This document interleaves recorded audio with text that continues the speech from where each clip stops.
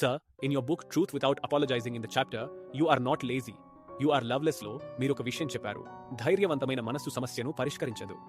దానంతట అదే పరిష్కరించుకుంటుంది అనేది వాస్తవమైతే ఒక ధైర్యవంతమైన మనస్సు మన దేశ సమస్యలను మనం ప్రపంచంలో ఎదుర్కొంటున్న సమస్యలను ఎలా పరిష్కరించగలదు దయచేసి వివరించగలరా? Why did this one attract you? ఎందుకంటే ఇది నిజంగా నాకు ఇన్స్పిరేషనల్ గా ఉంది.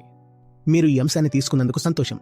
చూడండి, మనమందరం ఇక్కడ మేధావులు మరియు మేధో మనస్సులు సమస్యలను పరిష్కరించడంలో అద్భుతంగా పనిచేస్తాయి. నిజానికి ఈ ప్రేక్షకుల ముందు మీరు ఈ విషయాన్ని తెచ్చినందుకు నేను కృతజ్ఞుడిని. మీరు ఈ హాలులో ఉన్నారంటే మీరు సమస్యల పరిష్కారంలో సహజంగానే నిపుణులై ఉంటారు. అదే మేధస్సు యొక్క పని. అది ఒక బాహ్య సమస్యను గుర్తించగలదు. ఆ సమస్య ఏ లక్ష్యం వైపుగా పరిష్కరించబడుతుందో తెలుసుదానికి. సమస్య గురించి ఆలోచించండి. సమస్య అంటే ఏమిటి? అది ఒక పరిస్థితి. మరి మీరు పరిష్కారమని దేన్ని పిలుస్తారు? అది కూడా కేవలం ఒక పరిస్థితే. కానీ వాటి మధ్య కోరిక అనే బంధం ఉంది. మీ కోరిక ప్రకారం మీరు ఈ పరిస్థితిని ఆ పరిస్థితిగా మార్చగలిగితే అప్పుడు మీరు సమస్యకు పరిష్కారం లభించినట్లుగా ప్రకటిస్తారు. కానీ మీరు మీ సమస్యలను మీ అంతట మీరే పరిష్కరించుకోవడంలో అంత నిష్ణాతులుగా ఉండరు. సరిగ్గా అక్కడ మరొకటి అవసరం. అది తెలివితేటలకు మించింది. నేను ఈ సందర్భంలో దానిని ధైర్యం అని పిలుస్తున్నాను. ఇతర పేర్లతో కూడా పిలవవచ్చు.